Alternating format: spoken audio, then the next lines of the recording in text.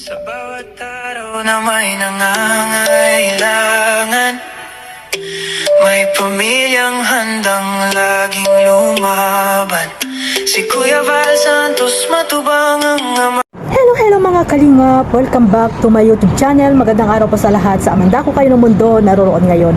At ito nga guys, no, panibagong reaction tayo mga kalingap dito sa sinabi po ni Kuya Val dito sa mga keyboys, no? So ibig sabihin lahat po ito, no, ng mga keyboys, at hindi lang po mga keyboys, mga charity vlogger na rin po na nandyan po sa Dait ngayon mga kalingap. So ito mga kalingap, bago natin simulan itong ating reaction, syempre magsha-shoutout muna tayo sa ating founder, Kuya Val Santos Matubang, ang ina ng kalingap, Ate Edna Vlogs, at ang kanyang anak na napakapogi na si Kalingap Rab. Syempre, no, shout out sa inyo at sa mga OFW, yung mga sponsor na tahimik na talagang nakasupport po sa mga charity vloggers, almandakot ng lugar po dyan sa Pilipinas, no? Shoutout po sa inyong lahat. Ganoon din po dyan po sa mga nandyan sa Pilipinas na talagang nakasupport po sa aking maliit na YouTube channel, at syempre sa buong team Kalingap. Shoutout po sa inyong lahat. At ganoon din po syempre sa mga kasamahan ko pong reactor, yan sa Karipa, Team Bios,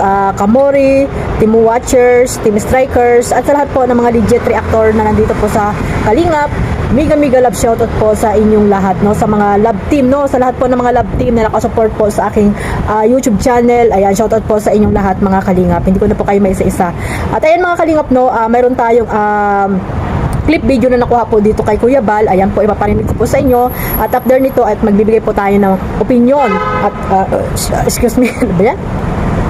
Pag kumakain ako nagdidighay or umiinom ng kape, lalo na, no? At ayan mga Kalingap, panoorin po muna natin mga Kalingap. Mga Kalingap, in-just natin po, bawal lang i-vlog. Bawal lang makita sa vlog. Para po idigalong yung ni Kalingap Rab. Yung kanyang content po kasi, mga kaibigan, pag ina-vlog ng iba, kumbaga sa po, umihina ang views pagka maraming nagbablog. Umihina po ang views pagka maraming nagbablog. Kaya, hanggat maaari po, bihirang makita sa, sa SOCMED, di ba? Para may excitement. Pag ganyan, lagi, picture, upload. Wala nang excitement pag ganyan po lagi. Tapos, iba't ibang channel, naroon yung Kalingap Angels. Wala na, mabilis maglaos. Kaya ang gawin po natin, pag may kalabim, Kalingap Rab na mag-upload. Yan po mga kaibigan, di ba? So, yan po ang problema natin. Pag lahat ng keyboys, Kalingap vlogger, picture, TikTok, upload sa YouTube, wala na excitement. Kaya humihina yung views kasi maraming upload. Kaya iwasan po natin. So mga Kalingap, credit po dito sa live ni Kuya Val, no? Sa mga hindi pa po nakasubscribe at nakapanood ng po live video ni Kuya Val, ayan, pakipuntahan niyo po ang kanyang YouTube channel para po updated po tayo sa kanyang mga live araw-araw mga Kalingap, sa mga nangyayari po dito sa loob ng Team Kalingap. At syempre, masuportahan din po natin ang kanyang mga charity works na talagang grabe po yung mga pagtulong ni Kuya Val Santos Matubang na ilang decade na po ay talagang hanggang ngayon ay wala po talagang pagbabago yung pagtulong po ni Kuya Val Santos Matubang. So ayun nga guys, no, mga Kalingap, 2026 mga Kalingap, panibagong rules, no, na ibinaba nila Kalingap Rab at syempre ni Kuya Val. Ito nga po, ayan yung sinabi ni Kuya Val Jam na yung mga Kalingap Angels ay bawal na pong i-vlog, no, ng mga keyboys mga Kalingap. Maliwanag po yan ha mga keyboys, no, yung mga lagi nagbibitiis dyan, ayan, maliwanag po yan sa sikat ng araw, no. At sa mga reactor din po na naandyan na laging may BTS, sa mga Kalingap Angels, lalo na po yung may mga love team mga Kalingap, no? At para po maiwasan po ang yung hindi ba ma-expose yung kanilang mga sarili dyan sa inyong mga sa inyong mga channel, no, dapat po talaga kay Kalingap Rab nyo lang yan mapapanood, di ba? Kay Kalingap Rab lang dapat yan mapanood mga Kalingap, para naman yung mga viewers ay may magkaroon ng excitement ba mga Kalingap. Kasi pag mga nasa iba na po natin napapanood yung mga Kalingap Angels, lalo na po yung may mga love team na viral po, syempre wala na po tayong parang hindi na tayo na-excite, di ba? Kasi nauuna na pong mag-vlog yung iba na hindi naman dapat nila binablog itong mga Kalingap Angels mga Kalingap. Kasi nga, di ba, lalo na po yung mga scouters, di ba mga Kalingap, ibinigay na baga nila kay Kalingap Rab, hindi naman sisikat sa kanila, kung hindi naman nila ibinigay kay Kalingap Rab, di ba? Kung hindi nila ibinigay yan kay Kalingap Rab, like Beyonce, di ba mga Kalingap, na na-scout ni Dr. Love. O kung hindi naman yan siguro ibinigay ni Dr. Love dito kay Kalingap Rab, sisikat ba si Beyonce, di ba? Hindi. Dahil kay unang-una, kay Eds din yan sumikat si Bibi Beyonce natin na ipinartner dito kay Eds, mga Kalingap. Yan po yung katotohanan dyan. So halimbawa po, yun nga, binigay na kay Kalingap Rab, si Kalingap Rab na ang nagbablog, kasi nga si Kalingap Rab na ang nagpasikat, di ba? Maraming mga sponsor, viewers na sumuporta. Dapat po hindi niyo na nakikita sa mga ibang ano yan, hindi niyo na nakikita sa ibang channel yan, no? Yan nga po yung pakiusap ni Kuya Bal na sana daw ay hindi na makikita itong mga viral po like Beyonce, Carla, no, Krista, at sino pang mga ano, si Joy, di ba? Hindi niyo na dapat nakikita yan sa ibang mga may channel na ina-upload nila, mga Kalingap, no? At hindi natin alam, mga Kalingap, pag may mga party event ng Kalingap, kung ano ang ano dyan ni Kuya Bal or ni Kalingap Rab, no? Kung sila ba ay pwedeng mag-upload after ng premiere ni Kalingap Rab or ni Kuya Bal.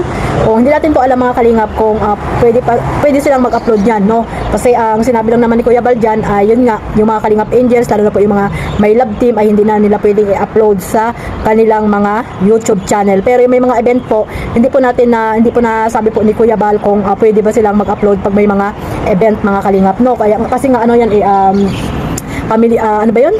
Family vlog ba yun, mga Kalingap, pag may mga event, no? Kasi nga, syempre, lahat ng mga vloggers, mga charity vlogger, may mga channel ay nandyan po, nakikiisa sa mga event like birthdayhan, Kalingap Ball, at kung ano-ano pang mga event na nangyayari po dito sa Kalingap, no? Ay hindi po natin alam kung ano yung masasabi po dyan nila Kuya Bal at nila Kalingap Rab, no? Sa mga charity vlogger na naandyan po.